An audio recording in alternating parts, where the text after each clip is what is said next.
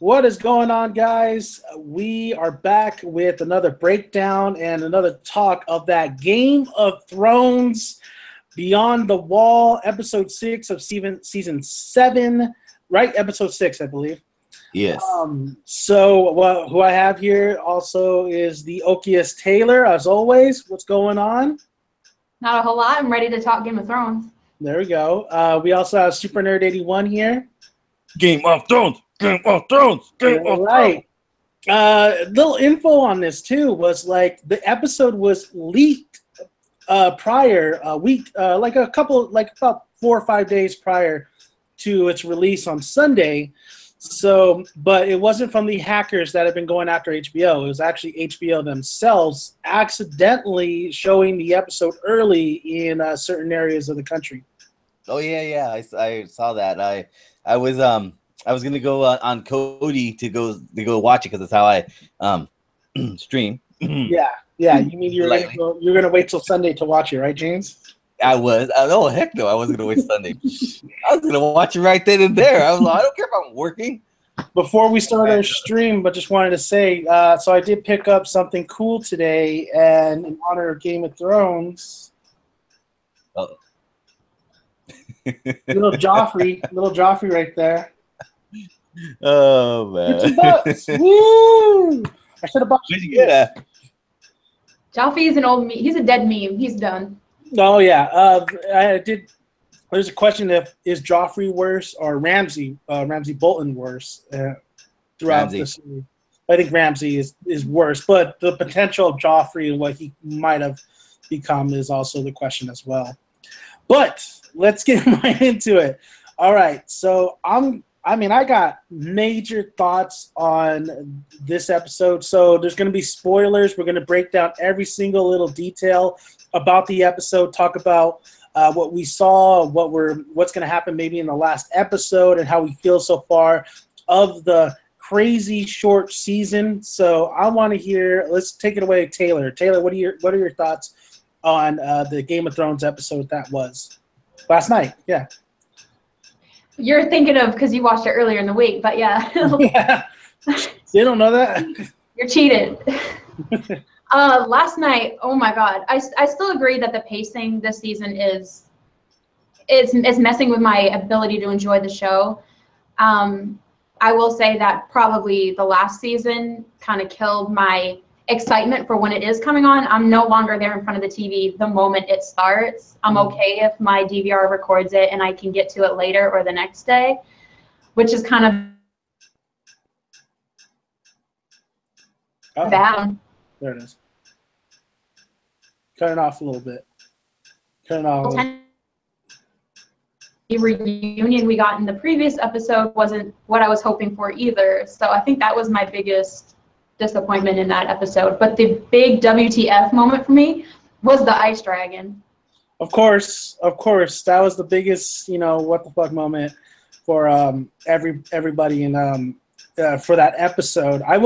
But that wasn't for me. That wasn't the moment. I have my moment. James, what are your thoughts on the episode before I get into it? Oh my gosh, the episode was amazingly done. Now, see, I disagree with you guys. 100%. I'm sorry about that. I think the pacing is great. I honestly, I do look forward every Sunday. I mean, I work at night, so you know what? At midnight, when my first break happened, I turn on Game of Thrones right away. I love the pacing of this. I love from the beginning of the season to now this is going to be the season finale coming up. I love every single episode had something special in it, to me at least. I saw just from the meeting. Of course, the meeting was really not that great between Daenerys and Jon. It could have been better, but everything else has been bam, bam. I can't snap my fingers, but everything else has been just great. I loved every single moment that happened so far in season 7. I think it's a good episode. As it being sad from what I hear, it's not really that sad, honestly. It's actually kind of great. You see all our favorite characters are coming together finally. They're finally meeting. I just love the pacing of the thing. I love every single minute. So you absolutely loved last night's episode?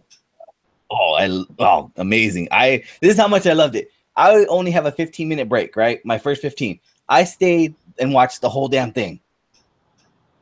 Yeah, that's how much I loved it. I was like, watching, James. Let's get. Well, you know what? I can say this. For my thing is that it's summer, no kids around, no work to do. Once you clean up the trash, clean up the bathroom, you're good to go.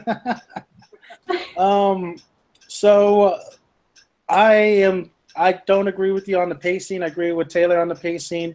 By all means, that's how much I love Game of Thrones, because I watched it early. I wanted to see the episode. I look forward. This is one of the TV shows I look forward all the single time. So I'm there. I'm watching it. When I get off work, I sit down. And I have to watch Game of Thrones. But I feel that the pacing is way too off this season. There's a lot of characters that are not getting the treatment like they should. We're not seeing a lot of Bran. We're not seeing a lot of Brienne. We're not seeing a lot of characters that they've established throughout the season. We're really just like kind of focusing on Cersei, the Lannisters, the Ward, Jon, the White Walkers. This is there's not, if you think about it, there wasn't a lot of White Walkers this season other than last night's episode and maybe to the season finale.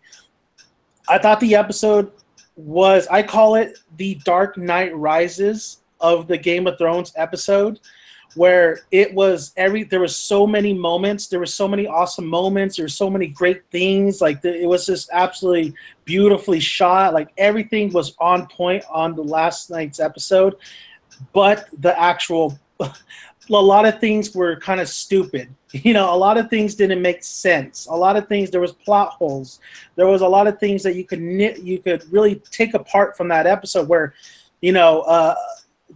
especially how Daenerys is at Dragonstone and she gets to Jon and everybody very quickly, or, the Hound doing a stupid thing about like throwing that rock at one of the White Walkers and then Storm. And then all of them stop for no apparent reason. I mean, yes, they're all going into the ice and stuff, but like they just kind of stand there, and you would think that they would still try to go after this group of people. I felt like the writing was a little bit shoddy in last night's episode, but everything that's happened in that episode was so freaking awesome. There's so many awesome moments. I mean, you had the A-team of Jon and the wildlings and everything, and the conversations. That's what was so amazing, was the conversations. Like, I love the conversation the Hound has with Tormund.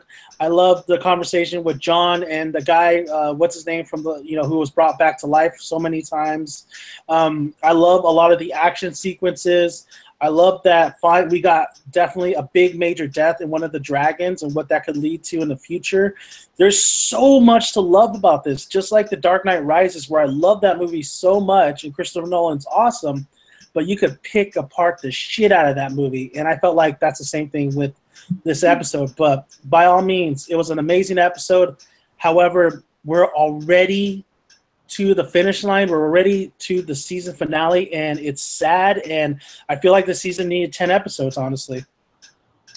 Well, I have to disagree on when the walkers were just, I'm getting confused with like The Walking Dead. The White Walkers were falling into the circle of ice that had broken, and originally the ice was cracking, and then they all had to run to that rock in the middle of the lake or whatever it was.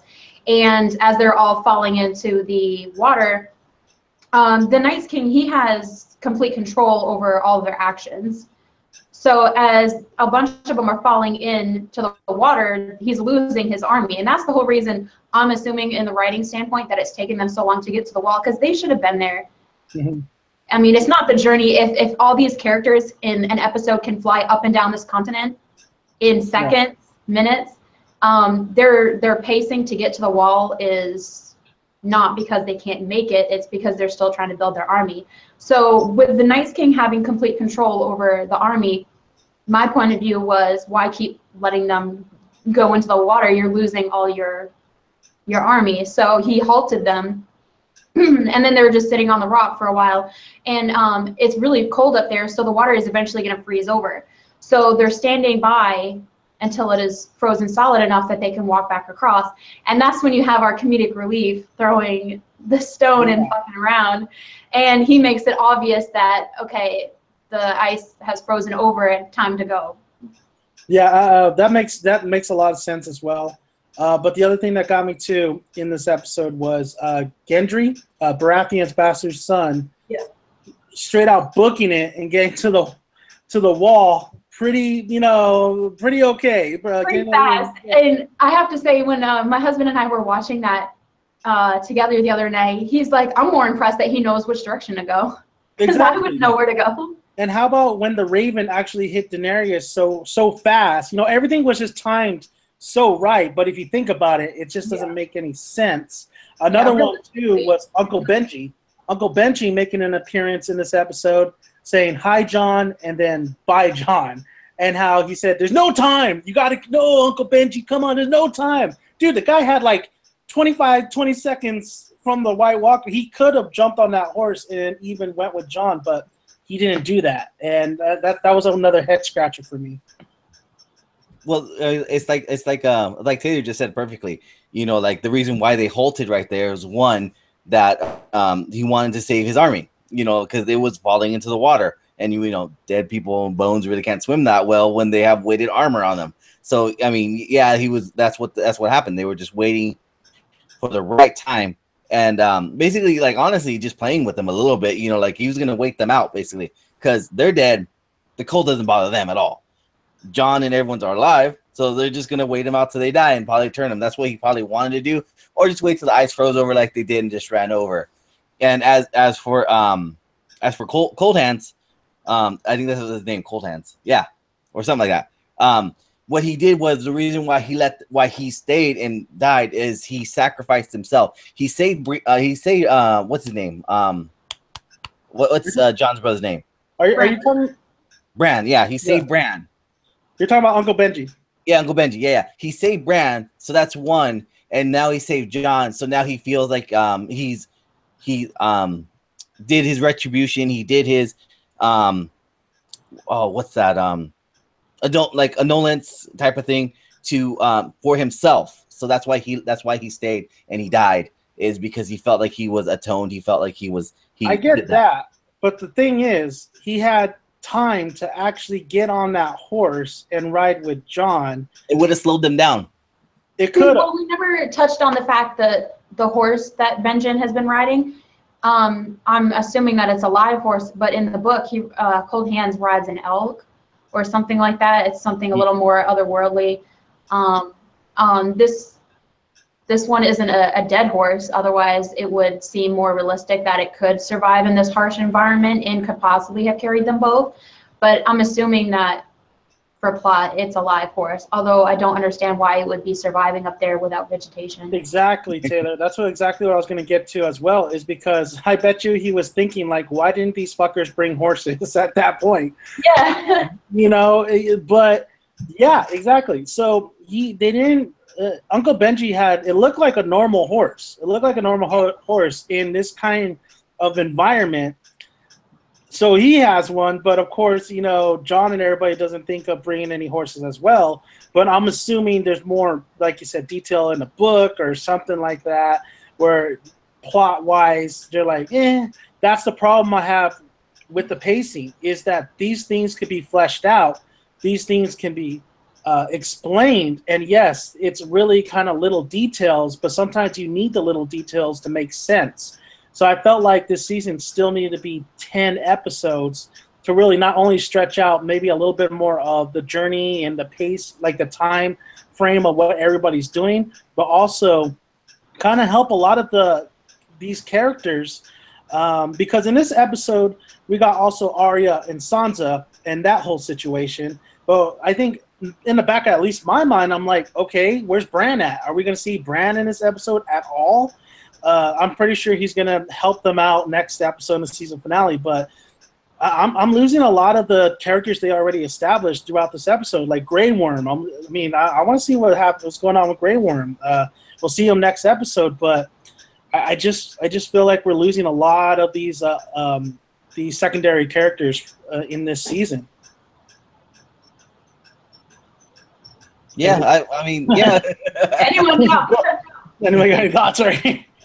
Yeah, well, I honestly think that it was like it's not about the secondary characters like all the other seasons have been. I think this is just focused on the main plot, which we finally are getting to, which is Jon and Daenerys meeting and Cersei, like planning her big move and all that stuff. And I just think that it's focused just on that stuff. So that's why we're not getting all these secondary. Like my whole Sam thing was just blown out of the water. Well, I mean, he might be on his way there still.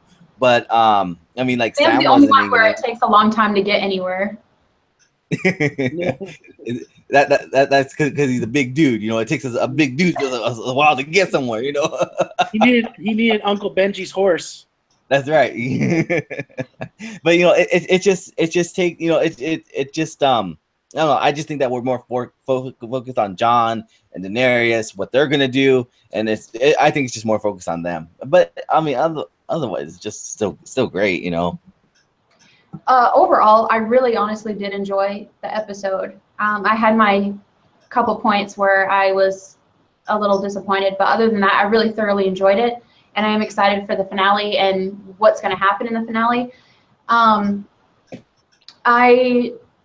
got lost, and I agree with you guys about the secondary character issue. I'm getting lost on Sansa's character.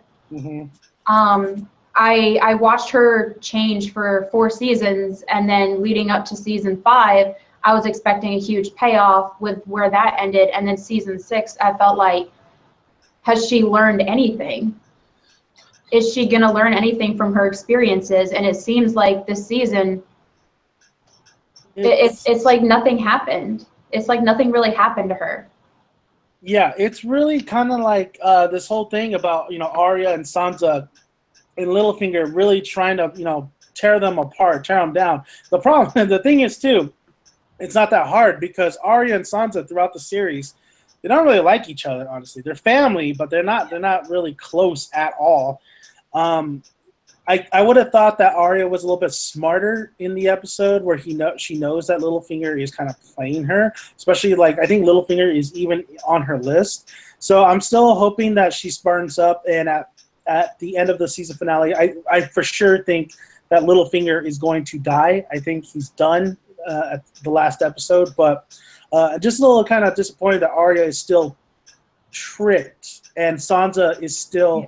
I don't know if they're playing him because Sansa was still talking to Littlefinger in the episode, telling her frustrations and all that stuff. I'm like, that why are you doing? You already don't trust him, and yet you're complaining to him. So that's a little bit weird to me. I think that would actually be a big payoff if that was something that was revealed in the finale, is that Sansa and Arya realized that he was trying to play, thinking that he's smart enough to be able to do that, because he's done that this entire series, is play people against each other.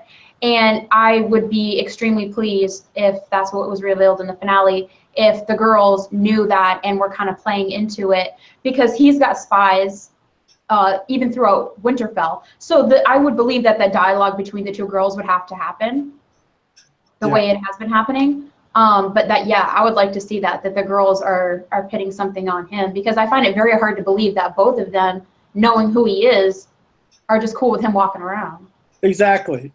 So I'm hoping that payoff happens. I hope that's exactly what you're saying. I hope that happens in the season finale. So let's get down to the breakdowns of the episode. But we had a lot of things happen in this episode. There's a lot of things to process. But we're talking about Arya and Sansa for a little bit. But let's talk about Daenerys. And of course the big thing about her rescuing Jon and the wildlings. But let's start from the beginning and how her and Tyrion's conversation was a little bit interesting. Tyrion looking into the future and also trying to convince her to stop being the Mad Queen and start being, don't be hard-headed, but be reasonable. And of course the meeting between Cersei, Daenerys, and Jon that is going to happen in the next episode because the trailer showed it. So my question to you guys is, how did you feel about Daenerys in this episode, and how do you feel about her character and her losing her dragon moving forward? But not only that, did you think Emilia Clarke's performance in this episode was top notch, or did you think you wanted a little bit more out of her? I liked her. I liked how she was. I mean, she has like so many. I think she's grown up and matured from when she was, trying to be, in the beginning with her brother. Her brother made her feel intimidated. How he treated her. I think she's grown up since then. She's showing. I don't think she's showing the Mad King's trait. I think she's showing that, if I'm going to be queen, I need to be kind, but I need to be firm at the same time. So, like her, doing all this stuff. I don't think it's too Mad King-ish. I mean, maybe the way she does it is kind of extreme, but I think I just like how she's showing her maturity throughout the whole thing. And when she lost her dragons, I mean, like she said herself, she can't have children at all. Those dragons are her children. And I think she's hiding the fact that she's devastated inside by losing one of them. She has to show she's strong. She's a queen. She can't just fall apart at every little thing. She has to show that she has to get this done first and then she'll grieve. So I honestly I love how she went from a timid, princess to all the way to where she is now. I mean, like I said, there are some Mad King traits there, but they're not huge. I just think that she's just doing her thing. She's just doing Daenerys, and that's what I like. I love her performance in this episode, and ever since they from the first time we saw her. What about you, Taylor? I started out this series having Daenerys be one of my absolute favorite characters. She was right up there with Jon Snow. And I think after she set up in the pyramid and had the Unsullied and was, going down that route, I just feel like they stopped putting more fine details into her character arc, things that would make you keep falling in love with her, make you keep holding on to her. Because everything she was struggling with in the past with Drogo and being a Khaleesi and her brother and hatching the dragons and all of that, it seemed like everything was falling into place too easily for her. And I just saw her character become very, very high end, and her hair was always perfectly done, and she always held herself very highly, and it wasn't the Dany that I had fallen in love with in the past. And I understand characters change and everything, and she is coming into herself as a queen, but nobody changes that much. You don't forget all the pain and everything you went through. And I have to say that her conversation with Tyrion really kind of struck me, because he's really trying to help. And she became immediately threatened when he was talking about the future, and she acted very defensively, and I didn't personally like that. But that's just my opinion. I have to say her reaction to when the dragon died, I was upset, but I felt like I was more upset than she was. She didn't call out the dragon's name. She wasn't outwardly upset. Her eyes were kind of glossy, and she was holding Jon's hand and talking to him about it later. But I mean, if these dragons really mean that much, I mean, I would be screaming the name of that dragon. I didn't even know in that moment what dragon died. I just knew it wasn't Drogon. No, right? They all look the damn same. They all look the same now. Yeah. I mean, when she was going on, there was a Viserion, Viseria, or something like that. There's Rhaegal, Viseron, and Drogon, and she's always riding Drogon. Viseron died, right? Yeah, I think Viseron died. Yeah, when she was heading towards Jon and the crew, I was like, and we saw the shot of all the three dragons. I was like, telling my girlfriend, like, we need like kind of like finer detail on those dragons, because I don't know, like they all look the same to me. You know, we need some different colors on those dragons. They're looking like Transformers right now. I mean, I can't tell which one's the good guys or the bad guys. I love both your guys' points. I love your point too, James, especially your love with Daenerys. I love your point as well, Taylor, especially that's exactly what I was pointing out too when I said about the performance with Emilia Clarke. I was very upset that she didn't show more emotion when her dragon died. That was very upsetting. I mean, I thought also like either a name call or just something. That is her children, like James said, but I didn't see it. I didn't see it in that one particular scene. Of course, you could say, well, it was during the whole chaos. Maybe she was stunned. She couldn't believe what was happening. But that's why great actresses get paid the good money, is to convey that with either their eyes or their facial expressions without saying anything. And I felt like Emilia Clarke kind of let me down in that particular moment. I love Daenerys. I love Emilia Clarke as Daenerys. I think she has a great voice. She has a command to her. She has a presence to her. I will say, though, that this is why I like when these two fan favorites, Jon Snow is my favorite character.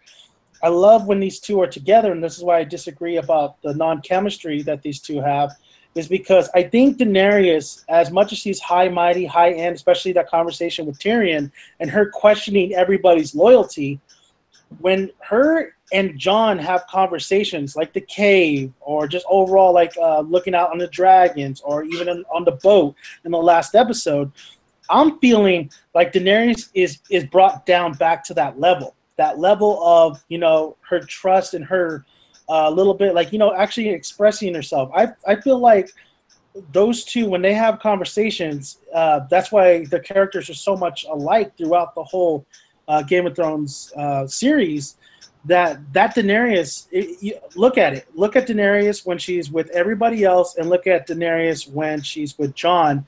You feel like that's the old kind of Khaleesi coming out a little bit, especially when they're both explaining their past and explaining what they have to do to help with everybody maintain a future and with everybody else. I will say, though, Daenerys has been it's just, she's, like you said, James, I don't think she's Mad Queen status just yet. I think she has potential. I think the Mad King was far off worse, way worse than what Daenerys could ever do. Yes, she burned Sam's father and brother to death. Yes, she did that. I get what you're saying too, James, but she's just not as bad as the Mad King yet. But she has, I think Tyrion and Varys see like there's potential of that happening to her. But I think right now, like I said, I would have liked Emilia Clarke to show a little bit more emotion with the dragon, her dragon being killed. But right now, I still am a fan of Daenerys, and I still it's going to be interesting, her conversation with Cersei and where that's going to lead to. And like Tyrion said, Cersei's going to go into something. Are you going to do that? Or are you going to you have a hot head? What's going to happen there? So that's a one intriguing thing I want to see in the next episode as well. Well, like really quick, like you were saying with with her burning Sam's dad and brother. Like I said, I don't think that she is, like I said, showing Mad King traits. I think she did it to show, hey, I'm not gonna be, I need to show strength. I need to show power. I need to show these people who I want to rule over that I mean business. And for her, I mean, this is gonna sound kind of weird, but I think she did the right thing. By setting an example by them.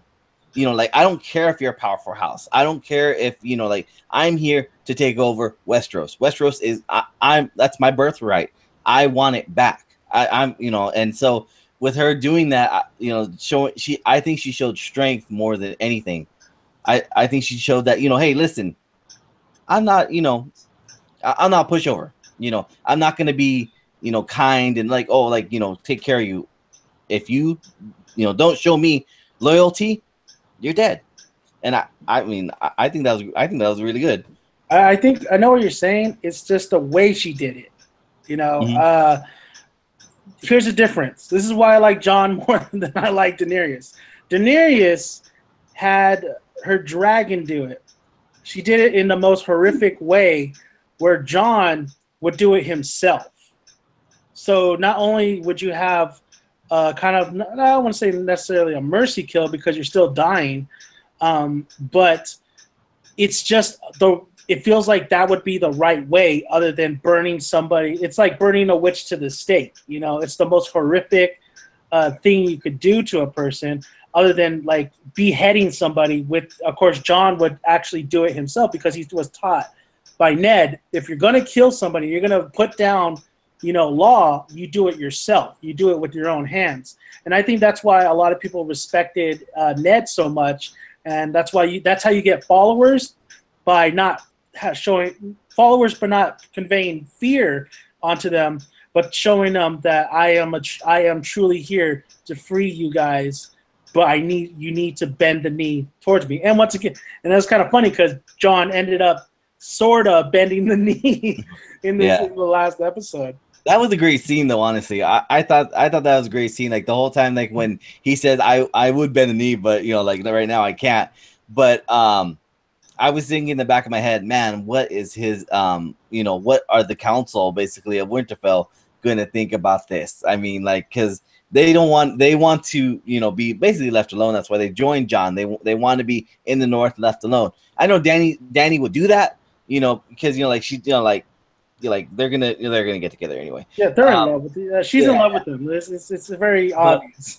But I mean, like, they're gonna throw a shit fit when they find out that he joined them without consulting them, because Jon is doing, because I mean, like, he doesn't have the experience. That's why he's doing all this, like, you know, off the whim type of stuff, because he doesn't have the experience to, you know, like, go to the council first and then, you know, do a decision like that. But yet they elected him king, and what he says at the end goes, you know, honestly, because that's who they elected. And I don't think they're gonna like that at all. What do you think, Taylor? I actually did enjoy the scene between Dany and Jon, and this scene actually kind of sold me more than previous interactions with them have. I think this episode was probably the first episode where I could actually picture them being a thing. And here's the thing. In early seasons, that's something that I really wanted more than anything, was for somehow at the end it was Dany and Jon. They were two of my favorite characters in the entire series. I was like, this has to happen.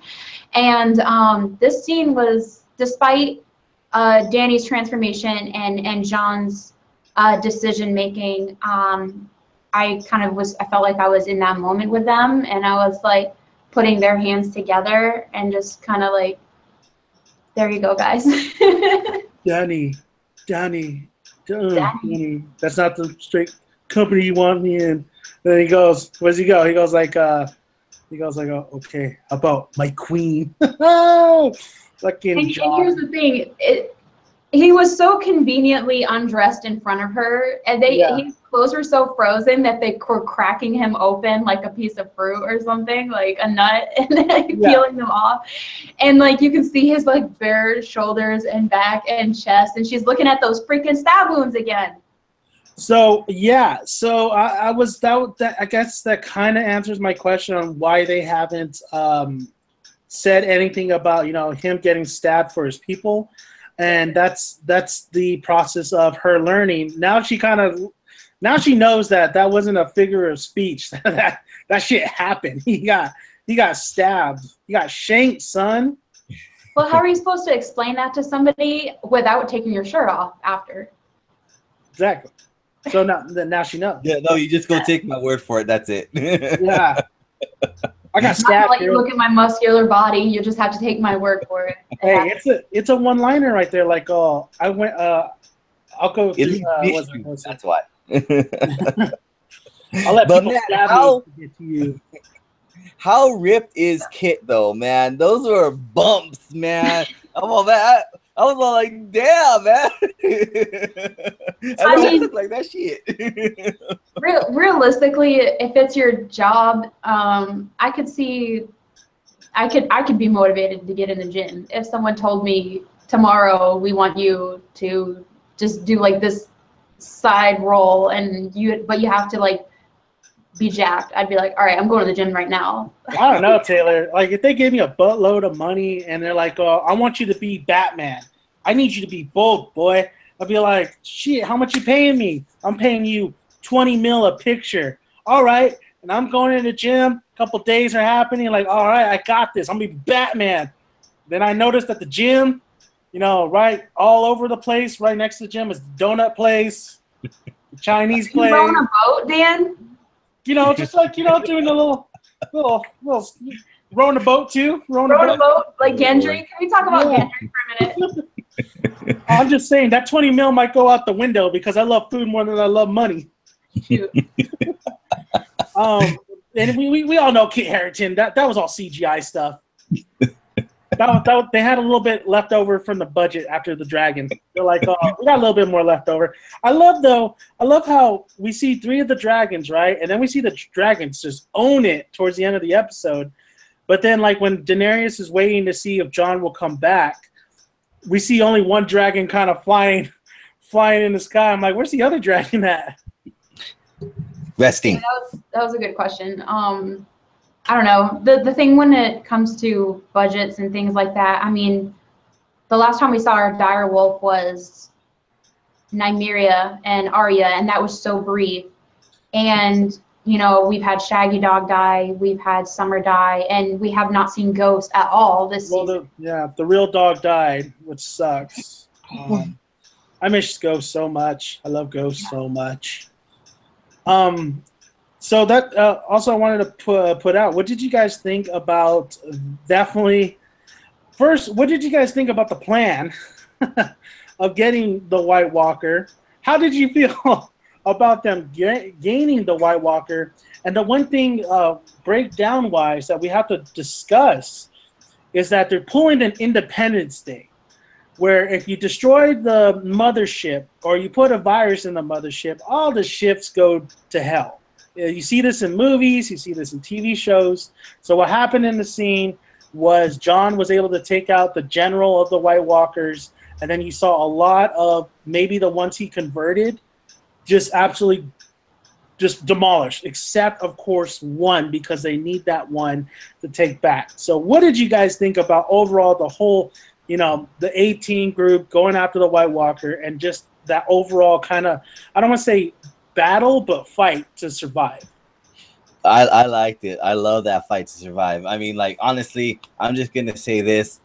George Lucas didn't invent lightsabers. George R.R. Martin did, because they made those lightsabers come up, dude. I'm sorry, those were lightsabers, man. You cannot say those were not lightsabers. I loved it. I loved every scene. I loved it when they just lit the swords on fire every time, because they knew that fire hurts the White Walkers. But I honestly like that feature to it. You know, like it's basically like your army is only strong as your general, and you know, you take out the general, you take out the army. It's just like, you know, cutting off the head of a snake. You know, you cut the head off, the snake is no good. I mean, yeah, it can still bite you, but it's no good. You know, like it's just there. And but I like that fact. And but by that, just that one surviving that was not bitten by him, I thought of course, you know, they're gonna do it that way, you know. But honestly, you know how they discovered that, you know, even they said it when they did it, is, oh, so we take out the general, all of them die. So they were looking at the Night King, and they're going, if we only had an arrow, we could have taken him out. Well, I'm pretty sure one arrow is not going to hit him. I mean, that Night King, he showed some Olympics type status when throwing that spear. Dude, he's like perfect, dude. He was just like, yeah, he was posing. Right. He was posing. Yeah, man. That dude, like, he's like Snapchat. Boom. Taylor, I'm gonna put this on my Facebook. Hashtag Dead Dragon. Hashtag Dead. Holla at your boy. All right, Taylor, what do you think about overall all that stuff? The aerial shot of them walking across the mountains was amazing. I got a big Fellowship of the Ring vibe when they're all walking in a line. I thought that was epic. Yeah, I know when Jon killed that general, I find it also really convenient that, you know, they all just they weren't left with nothing. Because, I mean, plot, one had to make it so that they can capture it, but I mean, what if they all just shattered because he had taken all of them, made all of them into walkers? Then they would have to start all over. But I can understand that for plot reasons. Also, I find it convenient that they had just enough extra bodies to have like some really cool deaths in there, because that ice bear was pretty freaking cool. I was excited to see that. Oh yeah, the polar bear, that was a really good scene. Yeah, I love the effects on it, to be honest, and I love the reaction. And I'm so glad that we had Barrick and Thoros and Sandor Clegane, or the Hound, and the what's his name? The redhead wildling. Tormund? Yes. I don't know why I drew a blank.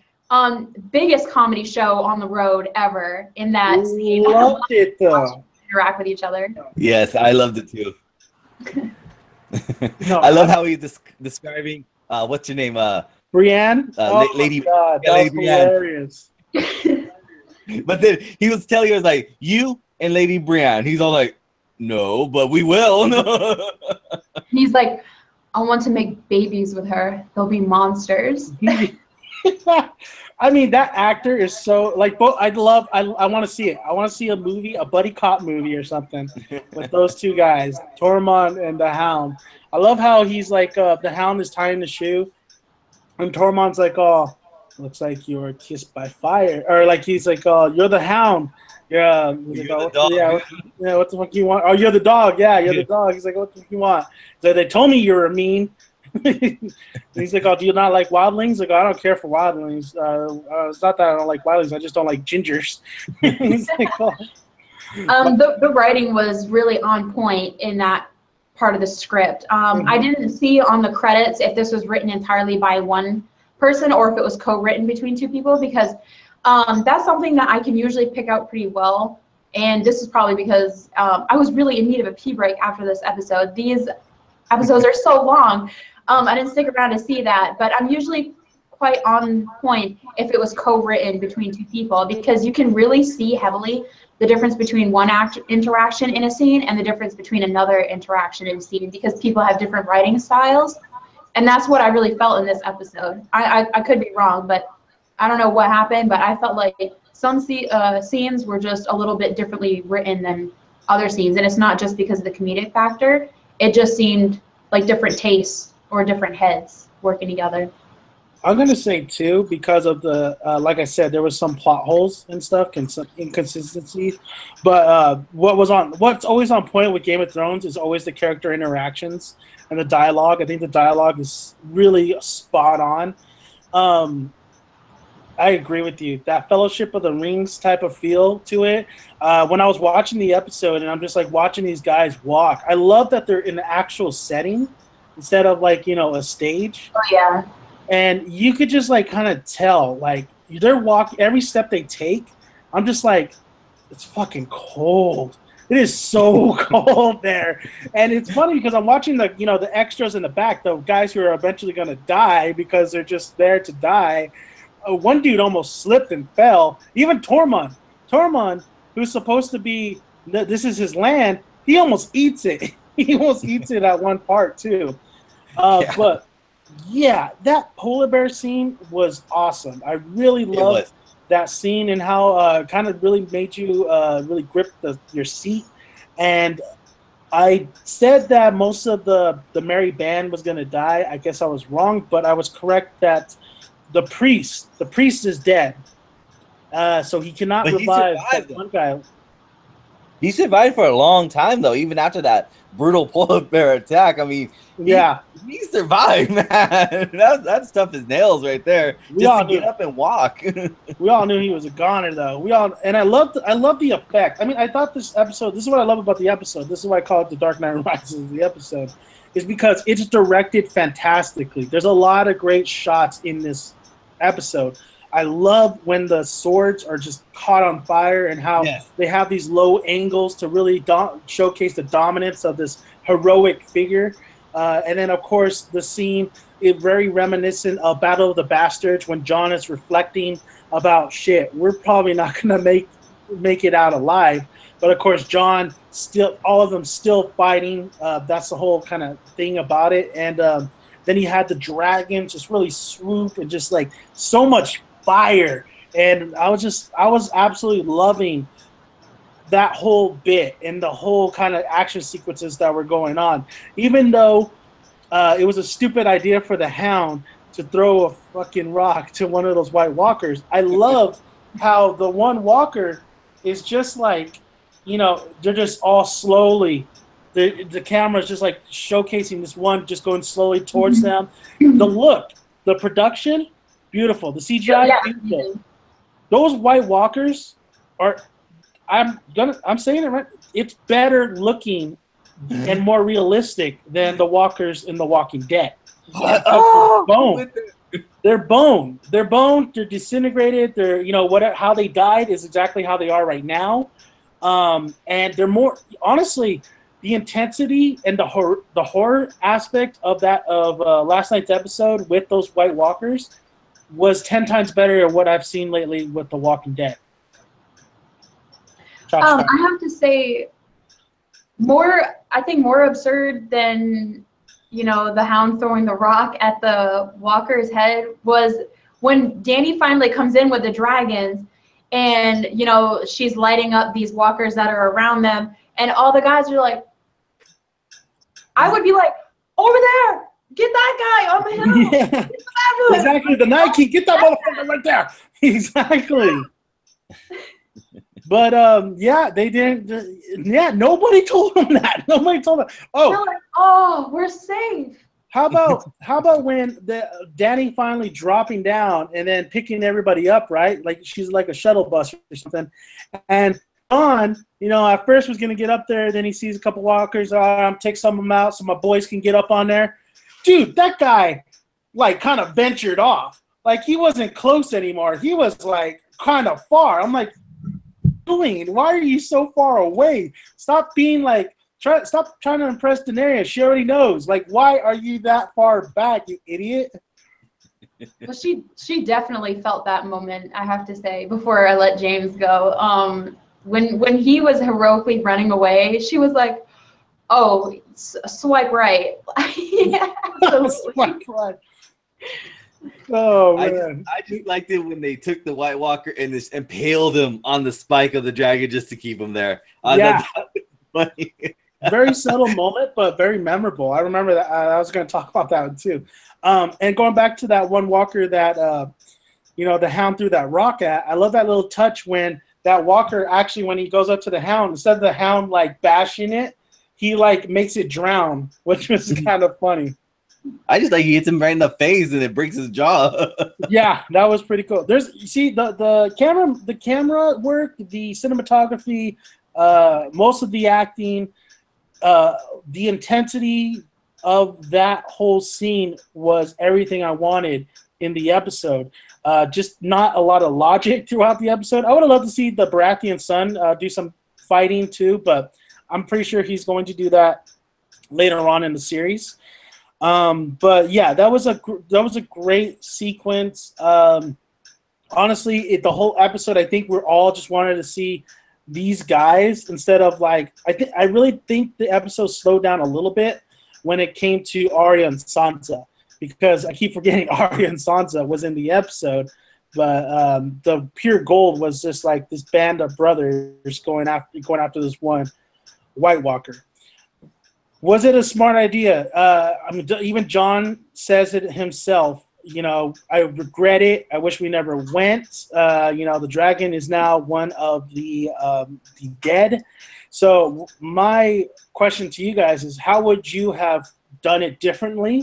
And what's going to happen now that the Night King has a dragon?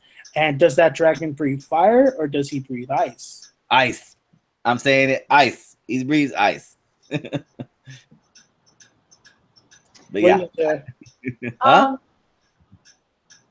mean, if we're thinking with the whole theme, then I would have to agree. I am more convinced now that because I wasn't really on board with the whole three-headed dragon thing with Tyrion, Jon, and Dany, and this episode just completely shot that. that down. So, I mean, the next episode, guys, is going to be insane. And I can only imagine that there's going to be a pinnacle between Jaime and Cersei, the one that we've been looking for a couple seasons now. I think that's probably going to happen. And I don't know if we'll be seeing this new dragon and how the Night King plans to use him. It probably won't even be until the next season, honestly. I don't know where James went, but okay. He's gone. He's gone. I'm going to say that, you know, with the dragon now being controlled by the Night King, I really do believe there's going to be a lot of things happening, especially with them. Now they have something to get over the wall. I think the dragon's going to be the use of that. Well, here's the thing.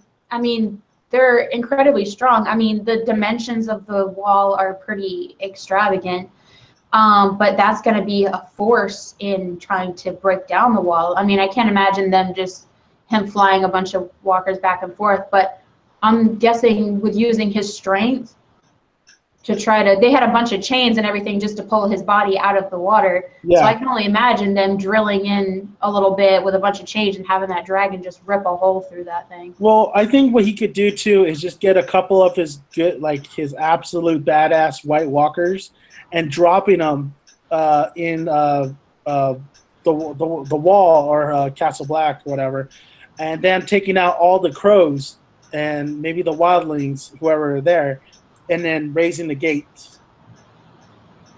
Actually, now that you mentioned the crows, I want to go back to the Tarly situation and how Dany killed them, because I didn't have much of an opinion on it before, but now I do. Tyrion offered a suggestion to send them to the wall and have them take the Black, because the Tarlys, you know, they were serving Tyrells, they were forced to serve under the Lannisters, and that's what they've done, is just do what they need to do to make their house survive. And I think had she taken his advice and sent Tarly to the wall to take the Black, then he would have been like, okay, all this stuff is real, so we have one more person convinced of all this stuff instead of just killing out a main character. And you know, Sam, they didn't even tell Sam that his father and brother died at the Citadel. Yeah, that was messed up. That was messed up. So we did lose Super Nerd 81, I think. I don't know if he's coming back or not. Oh, no. His dog pulled his plug. But yeah, talking about, you know, Sam's another character, which we didn't need too much time with Sam, especially when he was at the library, so to speak. Yeah. But it's interesting now that, you know, the last episode, or the episode was where Sam, that whole relationship with Rhaegar and was it Liliana or Lyanna? I heard that too, and it was so quickly brushed over. Mm-hmm. And he wasn't even paying attention when Gilly said it either, because I mean, I had to check with my husband, who I was watching it with at the time, because I was like, did I hear that right? She said something about his marriage being annulled, and she's like, what's an annulment? And he's like, and that's like a divorce, basically. And so that leads the Targaryen that he was married to, he had an annulment and immediately legally married Ned's sister. Yeah. Yeah. So that's completely make him legitimate. Jon Snow, actually, that would make him completely legitimate. Yep, that would make him the rightful heir to the kingdom. It would also put him above Dany, even though Dany's his aunt, because he would be the male heir, so she would be second in line. I don't think Jon's gonna live, honestly. Towards the end, at the end of this whole thing, I have just a gut feeling that Jon is gonna die. And actually, now that I think about it, I was gonna bring it up, and I wasn't really thinking too much of it. But with the conversation he has with the guy who always gets revived to the Lord of Light, you know, that conversation where, the Lord of Light brought you for a reason, and, you know, Jon's like, I don't believe in the Lord of Light, I didn't see him, I didn't see anything. And they have this conversation, and the guy points out that we are here to protect the people we love, because we kind of like, there's nothing for us here. We're just, or like we're just alive. We're never going to be the same, but we could protect the ones we love still, or we are the shields for the kingdom. Thinking about what he said, that could very much mean that, yes, the Lord of Light has a reason for them to be alive, but John and that guy's going to die. That guy's going to die sooner or later, especially when he wanted to go after the Night King right there and then, last episode. But I think John, after he's accomplished Dany's going to probably rule. After he sees Dany rules, after he sees a lot of, Westeros, the kingdoms, everything pretty much at peace, I think somehow, I don't know how it's going to happen, but I think he's going to die. And it's just like another theory too, like, everybody that Daenerys seems to love, or, they end up tending to die. So John, I really gut feeling, I feel like John's going to bite the dust. He's my boy. He's the king of the North. But, it sucks, but I think he's going to die. I think he's going to die when this is all said and done. But before he dies, he's going to do some work. Well, that leads me into both a question and a statement. So my question is he going to die before or after they can get married and Dany possibly get pregnant? I don't think they're going to get married. I think he might get Dany pregnant. I mean, Dany is not, supposedly she's not able to get pregnant, but I just feel like writing-wise, that's what they're going to go with. They're going to go with her actually becoming pregnant. Mm-hmm. And the question is, too, that I've been hearing is the rebirth. Like, is he the reincarnation of Ozir here, or whatever his name is, who was the one who defeated the first Night King, or that Night King the first time? So there's like a lot of mythos and a lot of things in the book and a lot of things that they mention in the show that he could be a reincarnation of. Of course, that's the prince that was promised. Yeah. So, but I don't think they're going to get married. I think he's going to die before marriage. I think might get Dany pregnant. But I think that's why I think I heard that George R. Martin said that, the ending's going to be bittersweet. So with bittersweet, I feel like that means a lot of deaths. So I think John is going to die, but at least he's going to have a son or a daughter to carry his name. Or his name. I'm glad you ended it that way, because that leads perfectly into my statement, because I don't believe either Dany or John is Azor Ahai or the prince that was promised. I take the entire series that George R. R. Martin has named it very literally, A Song of Ice and Fire. Dany being fire, John being ice. And even this season, the Red Priestess was talking to Dany, and they were talking in High Valyrian. And the translation for the prince that was promised was gender neutral. It didn't mean male or female. So when someone is with child, what is usually the first thing that goes through their mind, or the first thing people ask, is it a boy or a girl? Mm-hmm. So I think it's going to be literally their child. I really don't expect to see so many people left alive, but I don't know. It's not where I'm like hoping it'll go, and I won't be disappointed if it doesn't, but I'm just kind of playing with what they're giving me right now, and that's just kind of where my thinking's at. Well, the thing is, I watched the theory video. I forgot which video it was on YouTube. There's a lot of theories out there, and there's a great theory video out there about how, who is the prince that is promised. Mm-hmm. Yeah, a lot of people say it might be Jon, might be Daenerys, but I might lean towards actually Jaime Lannister. You know what? My husband would agree with you on this. He thinks that Jaime is this person that you wouldn't think of to kind of be the prince that was promised. And they think that because this whole thing kicked off because Bran had climbed the tower and Jaime pushed him out of the tower and kicked off all of these events, and including Bran becoming a three-eyed raven, that something is going to have to happen again between Jaime and Bran and make that become full circle. Yeah. Yeah, there's so much. This video lays down a lot of evidence that why Jamie could be the one to be the prince that's promised. I mean, think about it. Like what you said, the whole thing kicked off with him pushing Bran, right? Yeah. And Jamie was so despicable. Everybody hated Jamie. I hated Jamie. I did too. But then this guy, I don't know how he did it. I think it was him finally, actually being captured, prisoned, in shit. Him and his relationship with Brianna, and actually him not being selfish and helping Brienne. I end up liking him. And just the way where Jamie was in season 1, episode 1, and where Jamie is now is crazy.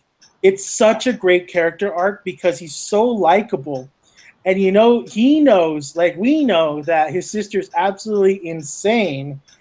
But right now he can't do anything about it because, his sister's pregnant. But like Jamie, it's crazy. He is a character that I wouldn't be absolutely not surprised if he was the prince that's promised. And you saying how Bran and him, Jamie, full circle. Yeah. Yeah, that would be very interesting. I am going to still put my money on that Bran dies at the end of the series. I really find it really cool that if Bran dies, there is no more three-eyed ravens. Of course, there probably will be in the future because, people have these abilities and stuff. But Bran dying and there's no more three-eyed ravens and that crap, like it'd be absolutely insane. It'd be heartbreaking though because that's technically that's Ned's and what's your name, last son. He is the kind of the heir of Winterfell. Yeah. I want to know how far Bran's powers extend to now because I was so excited when he made it to the tree, and his training was so quick, and when he was escaping, that moment was so emotional. We lost Summer, we lost Hodor, we lost the children of the forest, and it seemed like all of a sudden he became this cold, emotionless person, but at the same time has all this immense knowledge and power. And I want to know exactly what the extent of his knowledge is concerning events that haven't yet unfolded. So I would like to know if he could foresee something like that happening to him. Yeah. I'm not sure. Yeah, because he gave the dagger to Arya too. So does he see through kind of more of the future too? And also, is he how he can control animals? And Yeah. I was definitely rewatching a lot of the clips in the past and stuff. Can he control a dragon? And you know what? I've heard so many on the side theories about that, and that's why that moment when the dragon's eyes became ice blue, that really excited me because I think that would be a huge way to help them win.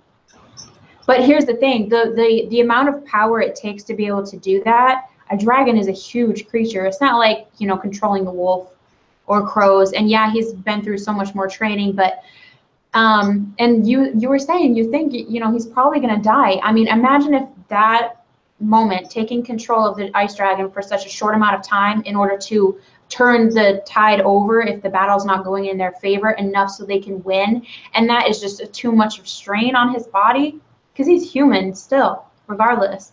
If that's so much of a strain on him, then that's his bittersweet ending. Yeah, something fell. Well, it was a ghost. I've been watching too many damn ghost stories. Uh-oh. Yeah, and and Bran is crippled. He doesn't have Hodor anymore to carry him. So there is once the Night King and the White Walkers reach everybody, maybe even Winterfell. Like, what was he gonna do? Like, there's a lot of questions, and Bran as a character, he's very robotic at this point. I think he's gonna be a little bit more cheerful when he sees Jon, of course. But the thing when what's your name told him, like, you died in that cave, that still is like in my head, like Bran died in that cave. Like, he was never the same after that. Yeah. Absolutely. I think that can be attributed to why he is such a different person, because the remainder of his family that was left, I mean, his little brother got killed by Ramsay. I mean, everyone forever thought Arya was still dead. Sansa was going through some of the worst things ever, still, you know, trapped. No one had hope for her. He hadn't seen Jon because Jon had been at the Wall, and the last of his family, Summer and Hodor, died, and I could believe that. He's like, everyone that's around me is gonna die. Yeah. I'm responsible. I'm a burden on people, and I think he was saying that to Mira as a last ditch effort to push her away to save her. Yeah, I got that too. I got that as well. Like, you know, just like leave me. Yeah. But wherever she goes, she's still in trouble. But her dad is actually, she might be going back to her dad, and her dad might play a big part in the next season because he is the only one that knows. He was with Ned when Ned was trying to retrieve his sister. So he is the only one that knows of Jon lineage to really say that, yeah, this guy is actually Targaryen. See, and that's the stuff that I don't agree with in the writing. And I hate coming off so critical, but I absolutely adore previous seasons. Absolutely. The writing was insane. And they had, I feel like they had such a bigger passion for it. And I feel like them waiting for the next book to come out stalled them in season 6. I really, truly believe that. I don't know if that'll ever be something that they talk about in the future, but I digress. Yeah. I feel like, I forgot where I was going with this now. The writing. The writing in this season is just slipping you these little things and not making a big deal about it, even though it's huge information. For example, the Gilly thing, when she was reading about Rhaegar, I don't know how many people, if you only watched the episode once and didn't go back and rewatch it, did you catch it? Did you know what it meant without having read the books? And if you're a casual viewer, would that be significant to you? Same thing with what you just said about Mira and her father possibly coming back and being a big factor. If you're not a book reader, you don't know who the heck he is and why he's important. Because in the books, he was a witness, like you said, and knows that Jon could be a real Targaryen. But when she was mentioning her father and going back to her people, anyone else would just be like, okay, dialogue. And then when they go back to it later, when it's important, they do the, previously in Game of Thrones, and she says that one line, and you're like, I was supposed to remember that? Because it wasn't a big deal in the moment. Exactly, and that goes with the pacing of this season. I don't understand the Game of Thrones, the HBO staff and HBO themselves. I mean, I'm very shocked that they've only doing so many episodes this season because, money. But and it's a big budget for them too, but they're still gaining a lot of money for these episodes and stuff and merch and everything. But these events could be you could really set things up with just these little things if you had a couple more episodes, if you had a little bit more time. But they did not give themselves enough time, and we're already at the finale. Another one too is just like I was gonna say something else, but I felt like at least this season should have been 10 episodes, and then you could make the next season maybe 6 or 7. They're doing 6 next season, but you can make it 7. Or I was all on board for them to do one big, not big, but like a nice clunk of a season, and then finish it off with a film. Finish it off with an actual movie. That would actually be pretty cool. I haven't seen that happen other than Sex and the City. I just feel like it's just not enough time. It's not. I mean, also talking about what you were saying too about these characters that we don't know. These storylines that were in a book but not in the show, or they're just kind of brushing it off until maybe later on. How about the destruction of Dorne? How about the destruction, the enemy, like everybody who's died in the season seemed like it's been quick. It's been just too quick, and you can't really process it too much. You have to rewatch these episodes over and over again, but you're still just like, it's too quick. I mean, I thought we were going to see those Dorne chicks again, somehow, some way, but apparently not. I think they're dead. They're done. They're dead. It was just too quick for me.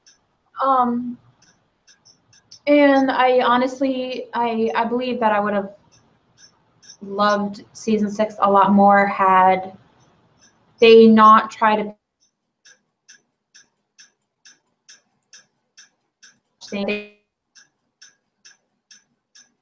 Uh-oh.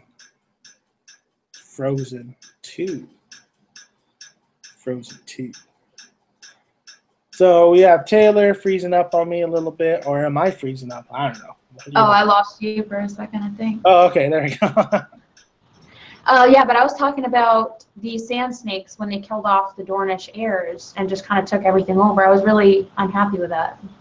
Yeah, it's just I love Game of Thrones. I will say though, I did love the last season.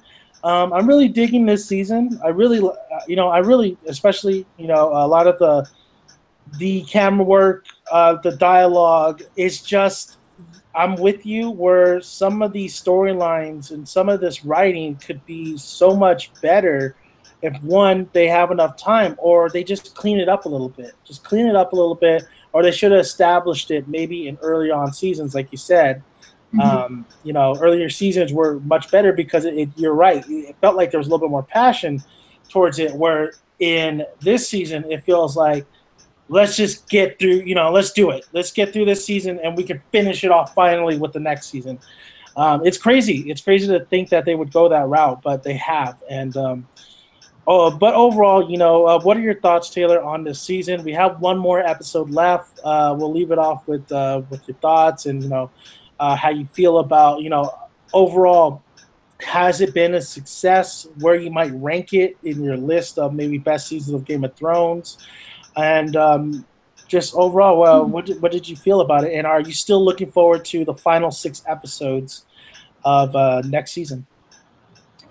I'm definitely looking forward to the next season and seeing how the story ended. I had just graduated high school when this show premiered. I am 6 years into this show. I have to see this to the end, so there's no quitting. I can nitpick here and there, but I have to say the special effects department, like the dialogue and the interactions we see with our male characters, I am in love with. I love this.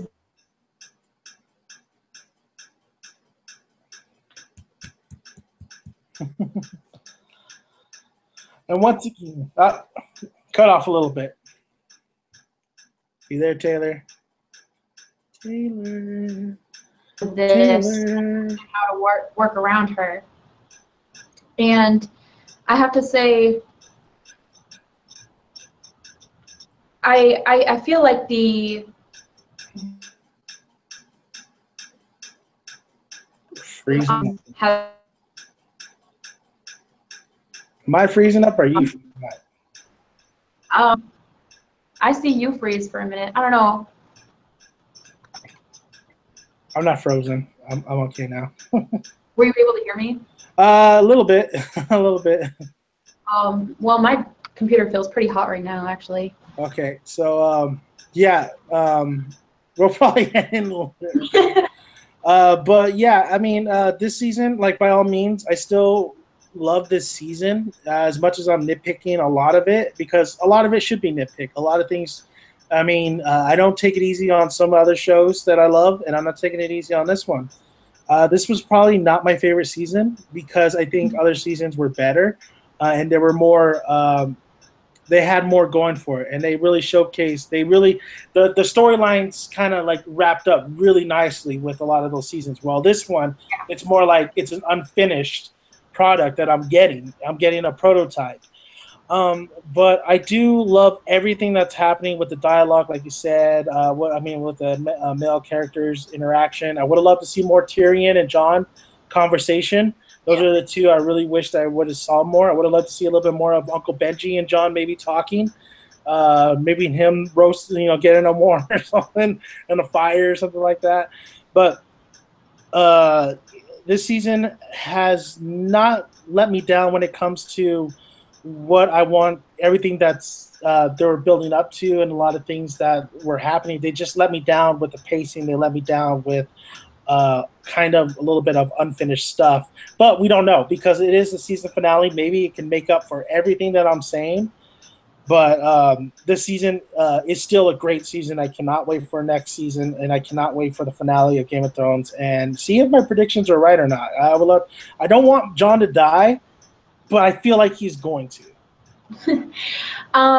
I am excited to see the end game, and I would actually feel a lot better if we were both able to eat some of our words at the end when we finally see how all of this comes into play and how it ends up, because I think only once the work is completed can you really step back and see how everything fell into place. We were so used to one product and a certain style, and I think, you know, as far as the pacing and how we feel about it, I think it's just because we're in the moment where we're expecting certain things and we can't have that delivered in, you know, 6-7 episodes now, even if they're just a little bit longer.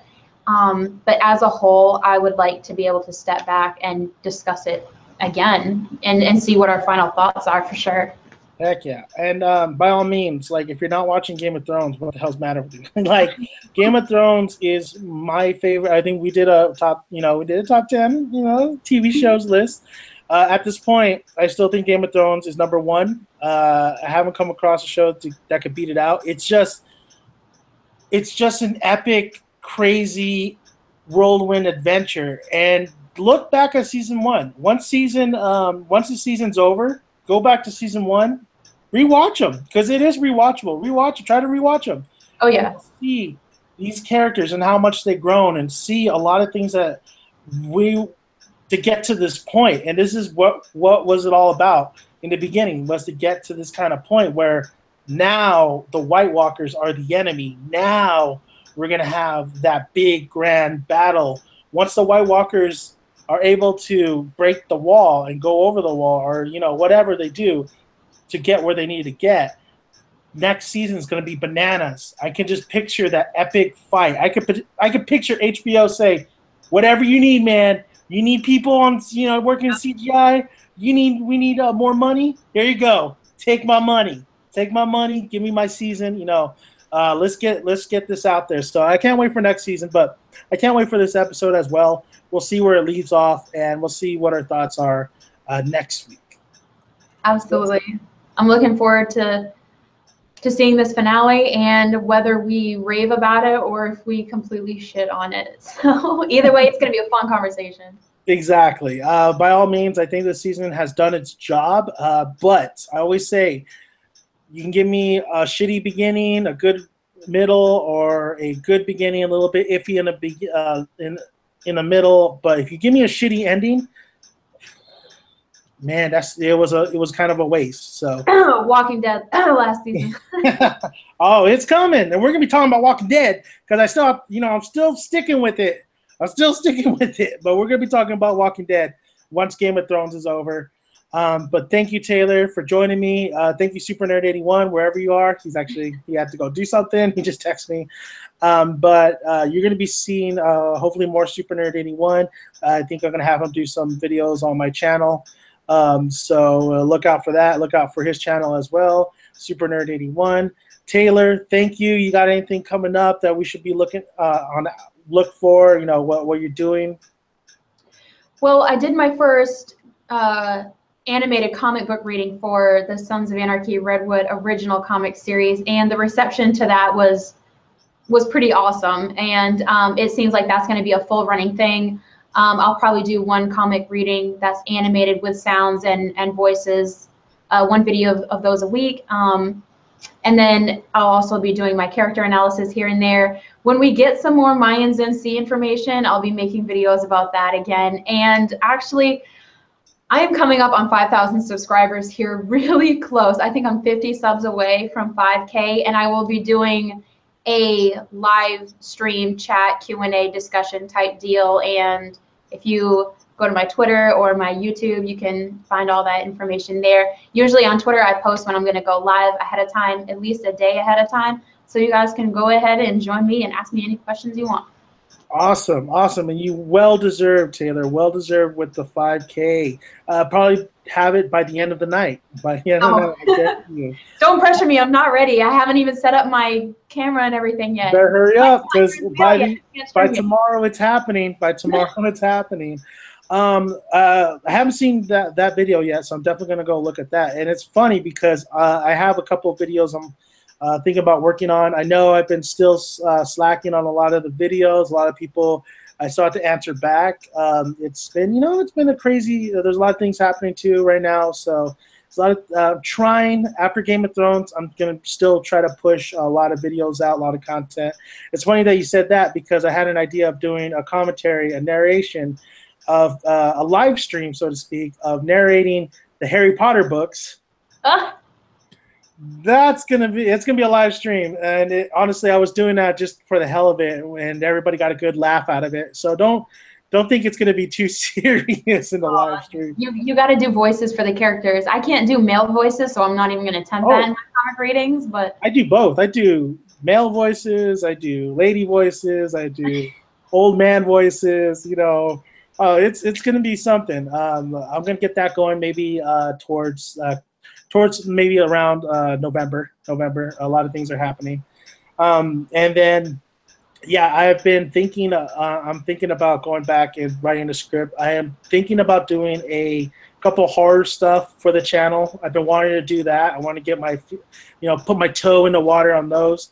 And I have a short horror story that I want to do, that I want to direct, write, and get some people to be involved in that. So there's a lot of things happening, a lot of things I want to do just to do it. So we'll see how the schedule is. But I want to thank everybody that's sticking with me, and then everybody going to be replying tonight. So be sure to read your comment, and I'm glad to see that everybody's still doing well. And I'm glad to see you, Taylor, absolutely skyrocketing. I got to check out your videos. I got to check out Super Nerd 81's videos. I just got to catch up with a lot of things. I got to catch up with my anime. It's crazy. But I always watch Game of Thrones, and I'm always happy to talk with you in Super Nerd 81. So we want to thank you guys, and until next time, until next week, when we talk the season finale of Game of Thrones. Oh, what's going to happen? Maybe John will die in the next episode. I don't know. But thank you guys, and I'll see you later, Taylor. See ya. All right. Oh, no, wrong one. Wait.